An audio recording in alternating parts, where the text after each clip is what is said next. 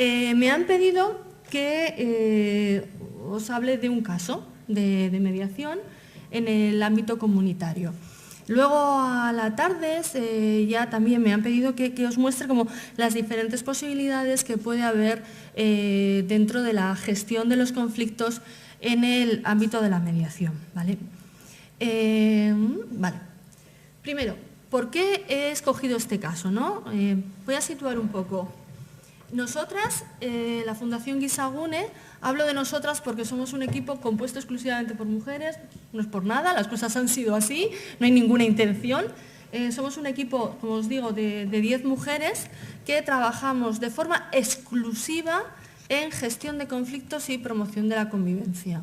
En el sentido amplio del término, nosotras no nos definimos nunca como mediadoras porque nosotras gestionamos conflictos. A veces aplicamos la mediación y a veces aplicamos otras herramientas de gestión de conflictos. Siempre de gestión de conflictos bajo paradigmas dialogados. Es decir, cuando hablamos de gestión de conflictos, otros no hablamos de ir a juicio, no.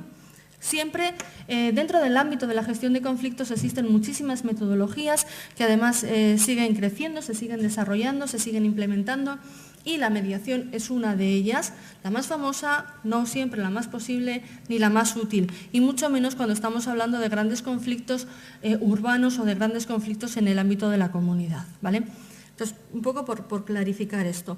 Por situar un poco también la Fundación Guisagune, nosotras gestionamos los conflictos de 4 ayuntamientos, el más importante del mundo, ya lo siento, que es el de Bilbao, también lo gestionamos. Gestionamos el Ayuntamiento de Bilbao, Portugalete, Amurrio y Basauri. Gestionamos conflictos de lonjas a las tardes, os comentaré también en el ayuntamiento, además de los anteriores que os acabo de comentar, en el de Leioa y Guecho. Gestionamos conflictos en el ámbito de las organizaciones, de una forma además muy creciente porque existe muchísima demanda sobre el tema y gestionamos conflictos en el ámbito educativo. Esas son fundamentalmente nuestras líneas de trabajo. Y como os digo, única y exclusivamente gestión de conflictos y promoción de la convivencia es lo que el equipo de trabajo de la Fundación realizamos. Como os podréis imaginar, al cabo del año gestionamos unos cuantos cientos de casos. O sea, y bueno, entre este volumen de casos he escogido este. Y la primera pregunta que me surgía es ¿por qué? ¿Por qué este caso, no? Y bueno, pues me venía a la cabeza porque he querido mostrar la importancia de un buen diagnóstico del conflicto. Nos obsesionamos en muchas ocasiones con el proceso, con el procedimiento, un poco en la línea además de lo que habéis estado trabajando antes. No estaba planificado, así las cosas convergen. Nos obsesionamos con el proceso, nos obsesionamos con la mediación, los límites de la mediación, el acuerdo se puede elevar. Vale, pero es que hemos aplicado bien la herramienta adecuada, estamos identificando bien quiénes son las partes, estamos dimensionando bien toda la realidad del conflicto, un poco bueno, en la línea de lo que hemos estado trabajando antes. Porque además este es un conflicto multiparte, con lo cual ya es un elemento que se complejiza. Un conflicto multiparte con representantes, toma, otra vuelta de tuerca más. Porque aquí hay unos técnicos asesores del mundo del derecho, del mundo de la arquitectura, y como digo, es el colegio de arquitectos, pues mira, voy a ir yo con este caso, que tienen mucho que decir en el desarrollo del conflicto, en el alimento de este conflicto, y porque además el punto de la escalada del conflicto es un elemento clave a la hora de decidir qué intervención puede ser la más plausible para cada uno de los casos. ¿Vale? Las personas, claro, no me conocéis y yo os aviso, soy muy peligrosa cuando cojo la palabra, así que por favor, id parándome. Me gustaría mucho más que pudiese ser, teniendo en cuenta que no estamos mucha gente, un pequeño diálogo, una pequeña conversación, más que un monólogo sucesivo por mi parte. ¿Vale? Bueno, vale. Un poco lo que os estaba comentando, ya quería contextualizar desde dónde trabajamos nosotras. El equipo de trabajo de la Fundación Guisagune, todas las personas que trabajamos en él, tenemos formación en gestión de conflictos, no solo en mediación, en gestión de conflictos en el sentido amplio del término. pero tenemos profesiones de origen muy diversas, ¿vale? También es cierto que nosotras nunca nos presentamos con la profesión de origen, porque cuando trabajamos en conflicto estamos desarrollando otra disciplina. Nosotras trabajamos en gestión de conflictos, somos gestoras de conflictos. No somos abogadas, psicólogas, periodistas, no, somos gestoras de conflicto. Es una disciplina nueva, le tenemos que dar la legitimidad de la disciplina nueva y le tenemos también, desde nuestro punto de vista, que darle la fuerza necesaria, que no siempre tiene que ir como apellido de una profesión más legitimada, ¿vale? Porque entonces la estamos haciendo pequeña ya desde antes de nacer. Si realmente consideramos que esto es así, legitimémosla y démosle su propio lenguaje. Lo comentaba antes en el café con Inma. A mí una de las cosas, yo llevo trabajando en esto desde el año 94, ¿vale? Unos cuantos años, unos poquitos, de forma ininterrumpida en todas estas cuestiones. Ahora me sale la coquetería y digo, ay Dios, están haciendo cuentas, socorro, qué vergüenza. Y estoy viendo con un poco de preocupación el momento este de pobre niña, que se ha creído que esto no va a funcionar en la vida. Ahí está, claro, imaginaos, 24 años, ahora ya podéis hacer bien la cuenta, ¿quién la va a tomar hasta en serio? ¿Vale? A ir construyendo todo un cuerpo, a ir legitimando, a ir haciendo que todo esto vaya tomando forma. Y estoy observando con cierta preocupación cómo el lenguaje de la mediación y de la gestión de conflictos cada vez está más secuestrado por términos jurídicos. Oigo ahora hablar de mediación civil y mercantil. Hace 10 años la mediación era comunitaria, familiar, empresarial, escolar. Reflexionemos también en estas cosas, ¿vale? Yo lo dejo claro. En el Ayuntamiento de Bilbao, y como os digo, es el más importante del mundo, para los que no lo sepáis y no lo conozcáis, nosotros tenemos un servicio, bueno, nosotras no tenemos, gestionamos un servicio que es el Observatorio de la Convivencia, que tiene una dimensión bastante particular a lo que pueda ser un servicio de mediación comunitaria. No es un servicio de mediación comunitaria al uso, es algo yo creo que bastante potente y bastante novedoso, porque trabaja desde una perspectiva muy colegiada con todas las áreas municipales, porque para dar respuesta a los grandes conflictos y a los grandes retos que tienen las ciudades de hoy en día, o gestionamos las cuestiones de otra manera. Nosotros allí conformamos lo que se llaman los equipos de gestión de conflictos, que están compuestos por muchas áreas municipales desde una perspectiva muy transversal, o realmente no estaremos dando respuestas a los conflictos comunitarios, porque cómo se gestiona un NIMBY, cómo gestionamos, de eso hablaremos a la tarde, la colocación o no de una mezquita. Vamos a mediar, perdón, seamos ingenuos, señores, eso no es mediable, lo cual no quiere decir que no sea un caso que no se pueda gestionar desde una perspectiva dialogada de gestión de conflictos. Entonces, bueno, seguiremos luego, vale. Bueno, al caso, a lo que voy. Este es un caso que se nos deriva del área de urbanismo, ¿vale? Y nos cuentan que, bueno, que este es un caso, os sitúo brevemente. Este es un edificio que está ubicado en el centro de la villa, que tiene 4 portales, ¿vale? Es un edificio que no tiene una mancomunidad, es decir, cada portal es independiente, y a raíz de una inspección rutinaria observa que hay unos pequeños desprendimientos de fachada, pequeños que van increciendo, y se solicita la reparación de los mismos o que se acometa una reparación de esa fachada bajo una unidad, bajo una solución constructiva única. Es decir, tienen que ponerse de acuerdo en cómo van a reparar esa fachada. Esto pasa 2 años antes, ¿vale? Y cuando nos llega, nos cuentan más o menos esto, nos dan un expediente, que ahora os lo voy a leer porque es para morirte de risa, y además con una narrativa muy clara de, en este portal A, B, C y D, ¿de acuerdo? En el portal A hay un señor muy mayor, pero le maneja a su hijo que vive en el portal B, que en el portal B hay una señora que es una bruja asquerosa. O sea, te construyen una narrativa ya de buenos y de malos impresionante, ¿no? O sea, ya tienen el diagnóstico, el pronóstico y la valoración hecha.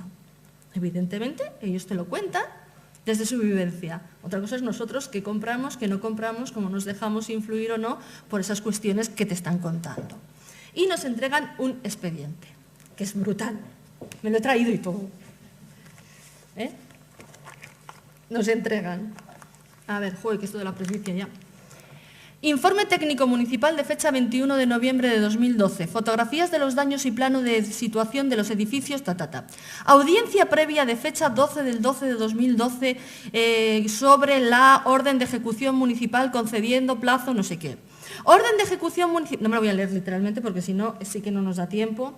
Orden de ejecución municipal de fecha de 12 del 1 de 2013 para que reparen las fachadas principales previa presentación de un proyecto técnico único que recoja una solución técnica única para las 4 fachadas.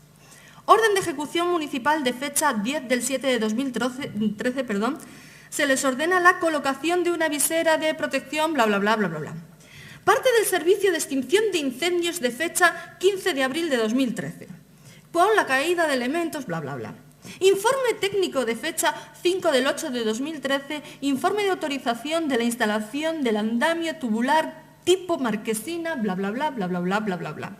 Autorización municipal de fecha 7 del 8 de 2013, se autoriza la instalación de un andamio modular tubular, bla, bla, bla, bla, bla, bla.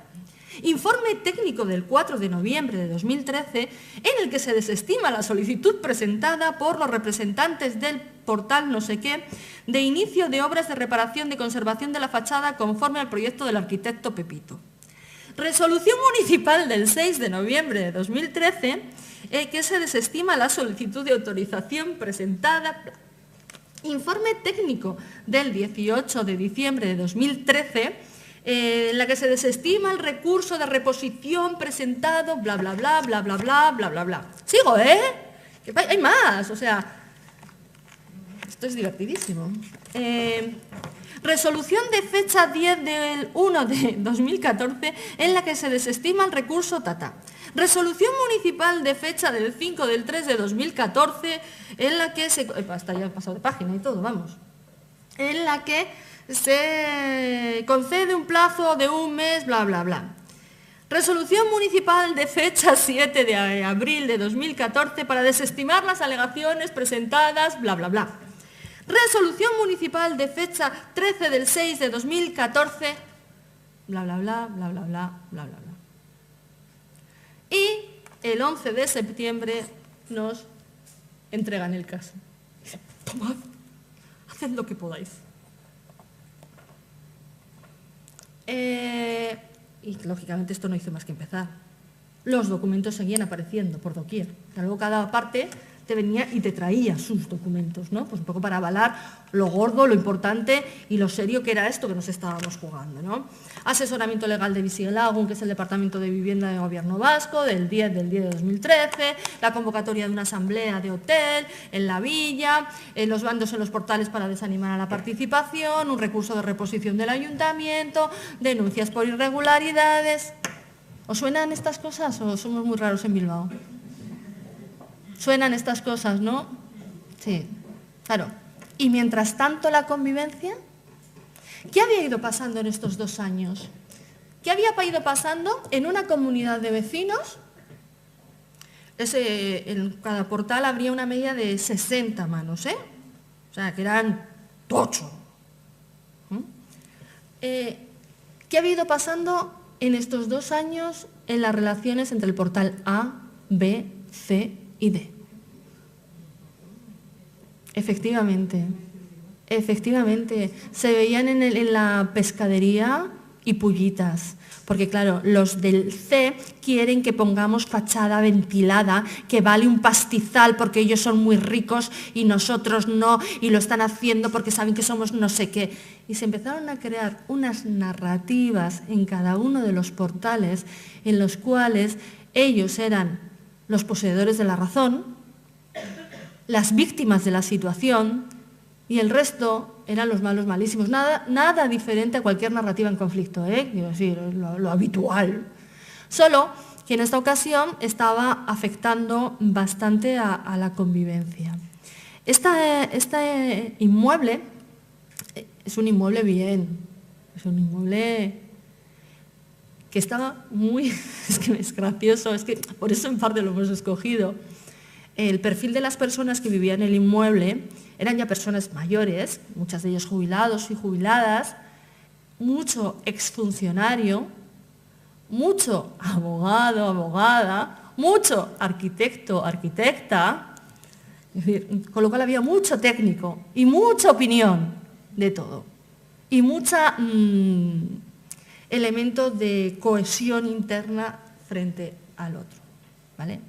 Estamos hablando de que llevaban 2 años hablando de todas estas cuestiones, ¿vale? O sea, imaginaros lo que esto puede suponer. ¿Vamos bien? ¿Sí? ¿Nos hemos dormido? ¿No? Vale, perfecto, continúo. Bueno, fundamental para nosotras, nuestra forma de trabajar. Lo primero es hacer un diagnóstico del conflicto. Y en este diagnóstico del conflicto nosotras trabajamos con las 3 P's. Personas, proceso, problema. ¿Vale? ¿Quiénes son las personas que están directamente implicadas? ¿Quiénes son las personas que están indirectamente implicadas? ¿Cuál es el proceso y cuál es el problema? Las personas que queréis avanzar en estas cuestiones o que os apetezca saber un poco más de esta metodología de gestión, de diagnóstico de conflicto, os invito a que entréis en nuestra página web. Hay un documento que explica cómo hacerlo, gratuito, os lo descargáis, estupendo. Si nos lo creemos, lo difundimos y lo potenciamos. Hay varios documentos que creo que modestamente son bastante interesantes. Hay uno de diagnóstico del conflicto, hay uno de mediación, hay uno de negociación y hay uno de narrativa en conflicto que es súper interesante, www.fundacionguisagune.net, los descargáis si os apetece y os invito a que así lo hagáis. Bien, en este enredo, que parecía la casa de Aquí no hay quien viva, y eso que no lo he visto nunca, había muchas personas. Estaban los vecinos y las vecinas. Estaban los presidentes de las comunidades, estaban los administradores de fincas, estaban los miembros de las comisiones de obras, estaban los arquitectos contratados para hacer los proyectos de cada uno de los portales y estaban los técnicos municipales que también tenían su interés. Demasiada gente, ¿no? Además, por ir complejizándolo todo un poco, el portal A y B, el presidente y el vicepresidente, el presidente del portal A y el vicepresidente del portal B eran padre e hijo. ¿Vale? Además, tenían el mismo administrador de fincas para ambas comunidades. ¿Vale? Cada uno había contratado un arquitecto diferente y había planteado alternativas diferentes. Decía antes Natalia una cosa de ¿quién soy yo para cuestionar lo que su asesor de confianza les está orientando? El arquitecto de A había propuesto una reparación parcial de la fachada. El arquitecto del portal B había propuesto una reparación total de la fachada. Y el C y el D habían contratado una UTE de arquitectos que les habían hecho una propuesta de fachada ventilada. Porque el SATE, que yo de esto aprendí muchísimo, se había desestimado. No sé si aquí habrá algún arquitecto o no, pero... ¿No? ¿No? Pues yo todas estas cosas las fui aprendiendo por el camino. El SATE, fachada ventilada, reparación parcial. Si es que en esto de mediación aprendes aunque no sepas. Finalmente, el dilema estaba en reparación tradicional o fachada ventilada. ¿Vale? El ayuntamiento no lo confesaba, pero le molaba más la opción de fachada ventilada. ¿Vale? Y además, todavía más INRI, porque esto es súper divertido. Os he dicho que había arquitectos por todas partes. El arquitecto del C y el D, que optaban por fachada ventilada, era un arquitecto jubilado del Ayuntamiento de Bilbao. Mientras que el arquitecto del B, de los vecinos, o sea, no de los contratados, vecino, era arquitecto jubilado de la Diputación Foral de Vizcaya. No, se conocían y además Ayunta Dipu y se veía cada vez que se reunían, saltaban chispas, aquello era maravilloso. ¿vale? O sea, nos vamos situando en la Macedonia de seres humanos que había allí, con intereses, percepciones, elementos. La presidenta de la Comunidad B se definía a sí misma como una abogada jubilada sindicalista que no le habían hecho doblar el brazo nunca. Y doy fe. ¡Qué tía! ¡Wow! Brutal. ¿Vale? Nos vamos haciendo aquí la configuración. Como os digo, uy, que no me voy a enrollar mucho. El caso comienza en el año 2012. En estos 2 años, el conflicto ha ido escalando. ¿Conocéis un poco las fases de la escalada del conflicto? Estaban en la fase máxima, estaban en la lucha de poder. Estaban haciendo una construcción de imagen de enemigo brutal del de enfrente. Tenía una deslegitimación de los interlocutores. No era casi posible en aquellos momentos ni siquiera sentarles. ¿Cuál diríais vosotros que era el conflicto que había ahí de base? El conflicto, desde nuestro punto de vista, era un conflicto de datos. Cada uno había recogido un asesoramiento y había hecho de él bandera. Y a partir de ahí se habían ido enredando las relaciones. Pero no es que hubiese previamente una mala relación y esto hace que no sea posible que lleguen a acuerdos. ¿Me estoy explicando? ¿Vale? Y además, bueno, pues había por ahí algunos intereses también enredados. Se elaboró un mapa de consensos, viendo realmente cuáles eran las posiciones, que evidentemente ahí no había consensos, pero viendo cuáles eran los intereses, cuáles eran los puntos de encuentro, cuáles eran las líneas rojas, cuáles eran los márgenes o los elementos de flexibilidad, porque tenemos que tener en cuenta que había muchos actores y a cada uno de ellos y de ellas había que darles su espacio y había que legitimarles en este elemento. Retos. Con este caso nos encontrábamos con una serie de retos. Los representantes tenían mucha legitimidad legal, evidentemente, porque eran presidentes, eran tal, pero es que además estaban muy legitimados por sus vecinos y vecinas, con lo cual esa legitimidad social no permitía cambiar de interlocución, a pesar de algunas actitudes, como por ejemplo la de la presidenta del B. ¡Wow! De verdad, había que lidiar. En estos 2 años habían conseguido enardecer a las bases. Claro. De hecho, ya en las fases finales, la presidenta del B decía, sí, es que yo estoy de acuerdo, sí, es que me parece estupendo lo que estamos hablando, pero ahora, ¿quién va a mi portal y lo cuenta? Ella no lo decía, pero lo que iba después era, después de que llevo 2 años diciendo, no nos moverán. Claro.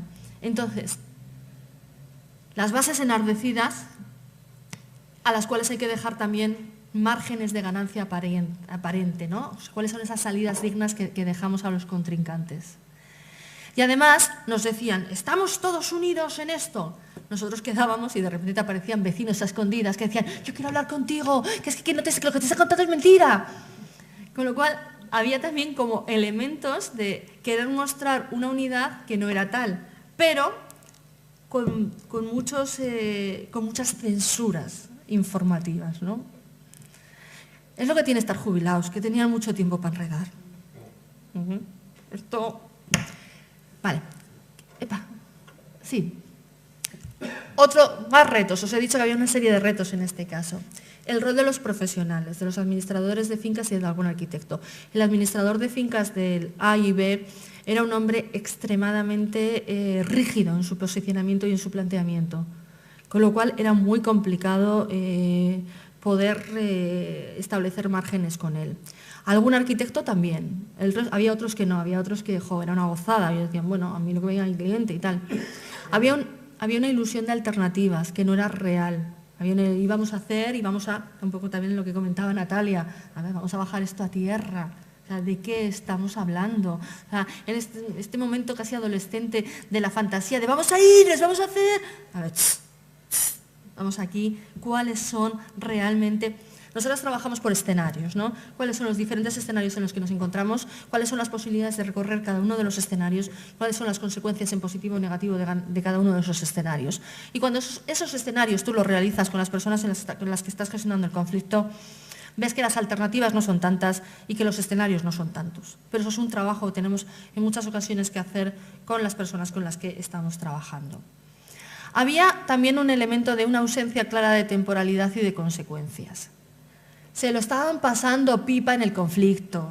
No tenían nada que perder. No tenían absolutamente nada que perder. Es verdad. Entonces ya era, la comidilla del pan a panadería, de cuando se tomaban el café, del no sé qué, del otro mira qué malo es. Pero guau, esto nos da, debe estar jubilado lo que os digo, que es que... Había mucho bienestar en el conflicto, con lo cual también generaba mucha complicación. Esta era una de las primeras cosas que teníamos que hacer que el conflicto fuese incómodo. Y para ello necesitábamos que el ayuntamiento también se pusiese. La escalada del conflicto, como os digo, había una deslegitimación muy grande de los y de las interlocutoras. Y luego, un tema de la interpretación de la norma. Esto fue un gran elemento. ¿La fachada ventilada es mejora o no es mejora? Porque si es mejora desde el punto de vista de la Ley de Protección Horizontal, hace falta un número determinado que es diferente para poder optar por esta solución constructiva, que si no, no es. Porque si no, ¿quién paga o quién no paga estos elementos? Los letrados sabréis de qué estoy hablando. Yo también lo aprendí en este caso. Y esto era un elemento muy importante. Cómo se interpretaba la norma. Y se habían gastado pastizales en pedir valoraciones técnicas sobre este elemento, lo cual era fantástico porque los del A y B habían conseguido el informe que les decían que sí es mejora y los del C y D, oye, que no es mejora. Con lo cual, cada paso que daban todavía enredaba mucho más esto. Vale. Bueno, ¿cómo hicimos? Pues nosotras, en nuestra forma de trabajar, para hacer este diagnóstico, lo que hacemos son entrevistas individuales con las partes. Una vez hecho este diagnóstico y habiendo identificado quiénes eran las personas realmente interlocutoras, quiénes eran las personas que tenían que estar en el proceso, viendo cuál era el punto de la escalada del conflicto y la tipología de conflicto, ahí diseñamos la estrategia de intervención, ¿no? Se trabajó con el área de urbanismo porque entendíamos que este bienestar del conflicto había que incomodarlo y entonces había que poner un límite temporal y ahí hubo una propuesta de sanción, ¿vale? Que yo personalmente pedí al área que la propuesta de sanción fuese la más alta posible para que se moviesen de la postura. La sanción no se llegó a ejecutar, no había voluntad de ejecutarla y era una forma de hacerles moverse. El ayuntamiento no tenía en ningún caso como objetivo sancionar, porque decían, lo que quiero es que reparen, ¿de qué me sirve a mí que me paguen una sanción? El conflicto va a seguir, van a tener menos caja para poder hacer una buena reparación del edificio, que ese es mi interés, y va a aumentar el conflicto. Entonces, realmente el interés del ayuntamiento era que un edificio que está en pleno centro de la villa quedase lo más chulo posible, porque ya sabéis que somos muy turísticos desde el efecto Guggenheim, entonces esto de que vengan los alemanes y vean esa chapuza ahí, pues no mola nada. Entonces, no había un interés sancionador desde disciplina urbanística, no, lo que había era un interés de empujar y desde ahí fue donde se estuvo trabajando. Se tuvieron que hacer sesiones de desescalada del conflicto con los miembros de las comunidades porque realmente sentarles en aquellos momentos era totalmente imposible. O sea, había tal deslegitimación del otro que hubo que trabajarlo.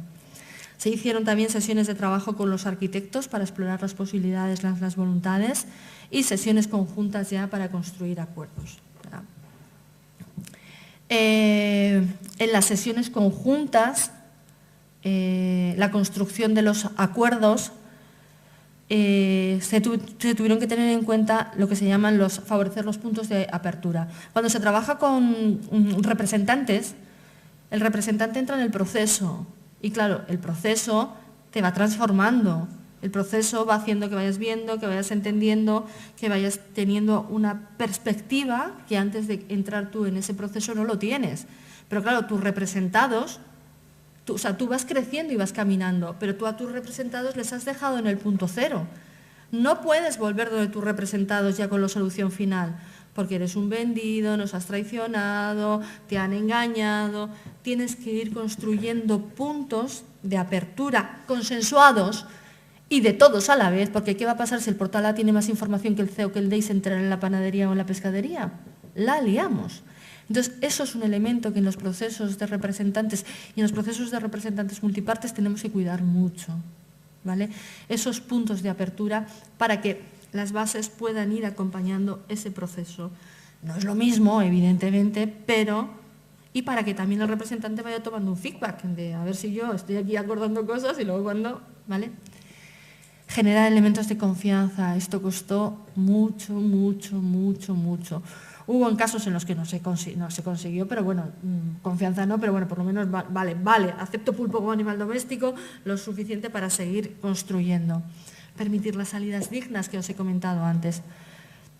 Y el objetivo fundamental era construir un proceso de toma de decisiones legitimado, ¿vale? Las claves de los acuerdos, tengo por aquí el acuerdo incluso, que es que revisando los papeles me han venido muchas cosas a la cabeza, pero estoy mirando un poco también pendiente de la hora. Pues en las claves de los acuerdos fue requerir a los arquitectos contratados previamente para la realización de un estudio económico conjunto. Es decir, cada uno creía ciegamente en el profesional contratado, lo cual está muy bien. Entonces teníamos que construir una narrativa única que estuviese legitimada por todos y acordaron que entre todos los arquitectos construyesen un único relato, construyesen una única propuesta en la que se valorase económicamente lo que iba a suponer una reparación convencional de fachada, una fachada ventilada, costes de mantenimiento, además en las mismas condiciones que se mantuviese la rotura de los puentes térmicos y no sé qué cosas más que había que eran fundamentales para la vida humana, que tenía que tener el edificio, todo eso se recogió ahí al mínimo detalle.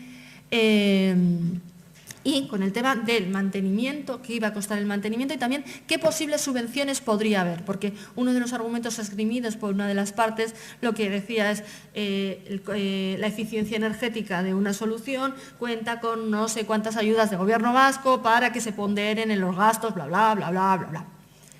Que la exposición de dicho estudio se iba a realizar de forma conjunta en cada una de las comunidades, es decir, que iban a ir todos ahí, todos juntos, ahí los cuatro, a contarlo a las 4 comunidades, no se les pasaba por la cabeza que lo hicieran, porque hubo un intento, esto es que de como este tema estaba bloqueado, hicieron una convocatoria de asamblea en un hotel de Bilbao, entonces hubo amenazas veladas de como vayas a la asamblea te vas a enterar, entonces del portal A fue muy poco, con lo cual lo deslegitimaban porque las cuotas de representación, la convocatoria no estaba hecha en forma, entonces hubo un recurso y entonces el ayuntamiento le llegaron las conclusiones de que habían llegado a un acuerdo, el ayuntamiento validó ese acuerdo y entonces los otros se quejaron porque no y entonces iba a amenazó al ayuntamiento con denunciarle por validar algo que no era conforme a derecho.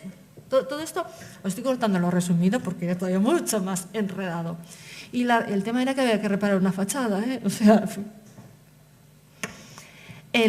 ¿cuál iba a ser el abono del estudio? Porque los profesionales dijeron, estupendos, y nosotros que lo que queremos es trabajar. Ahora, si tenemos que hacer un estudio de esta fineza, de este detalle, esto vale dinero. Entonces, ¿cómo se iba a abonar? ¿Cuál iba a ser el proceso de toma de decisiones? Porque lo que no sé... A ver, tenéis que entender... bueno, si estoy en Cataluña, iba a decir, tenéis que entender que somos vascos. No, es igual. Lo que no se quería perder era la independencia de la toma de decisión de portal. Entonces, no se quería perder ese elemento de independencia. Entonces, ¿cómo se iba a hacer el proceso de toma de decisiones? Fue otra de las cuestiones que se escribió, que primero el portal, que entonces que eran 3, se iba a ser por cada uno de los portales internamente en el portal de una manera, entonces si había 2 y 2 se requería, o sea, fue todo ahí un elemento para que todo el mundo mantuviese su independencia y los fueros, si hacía falta también. Y bueno, pues ahí ya se empezaron a venir algunos arriba y dijeron, bueno, como también hay que reparar la cubierta y los patios y tal, pues este proceso de toma de decisión, esto despertó alarmas en algunos y dijeron, no, esto es un caso excepcional. Entonces, eso también se recogió en el acuerdo, el tema de la excepcionalidad del proceso. Con fecha del 5 de febrero el Ayuntamiento anuncia la suspensión del procedimiento sancionador con una serie de condiciones recogidas y avaladas por el acuerdo, que en tal fecha se tiene que presentar el informe técnico, que con tal fecha no sé qué, ¿vale? Pero sin embargo ahí no termina el conflicto, ahí termina parte, porque las consecuencias fue unas comunidades fraccionadas, es decir, eso con la firma del acuerdo no se repara de forma inmediata. En estos 2 años el inmueble incrementó su deterioro, lógicamente, con lo cual también iba a suponer otra serie de elementos y una cantidad de gastos innecesarios, informes jurídicos, técnicos. Bueno, en café y en reuniones de café es el dinero que se tuvieron que gastar porque, vamos, esto les daba una vidilla. Entonces, los conflictos van más allá de lo que es el acuerdo, porque todo conflicto deja consecuencias, ¿vale? Y cuando estamos hablando de comunidad, cuando estamos hablando de convivencia, eso es un elemento que no es tangible porque no es la buchaca, pero que deja elementos y heridas que van mucho más allá, porque estamos hablando de paz social, estamos hablando de cohesión, estamos hablando de civismo, estamos hablando de construcción de ciudadanía, estamos hablando de qué modelo de ciudad queremos, ¿vale? Y yo os había lanzado aquí preguntas, pero bueno, son las 2 en punto, entonces, bueno, sin más, o sea, no sé si queréis que comentemos cualquier cosa, estoy aquí a vuestra entera disposición. Es que ricasco, muchas gracias.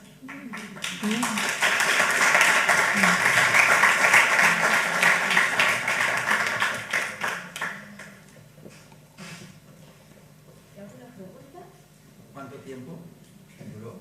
¿El proceso? Nosotras cogimos el caso el 11 de septiembre, como el día que nos entregan el expediente, y el acuerdo se firma el 19 de enero. ¿Y se hizo la obra? Sí, sí. Pues yo creo que tenían razón los que decían que la fachada ventilada era una mejora. Que de hecho lo es.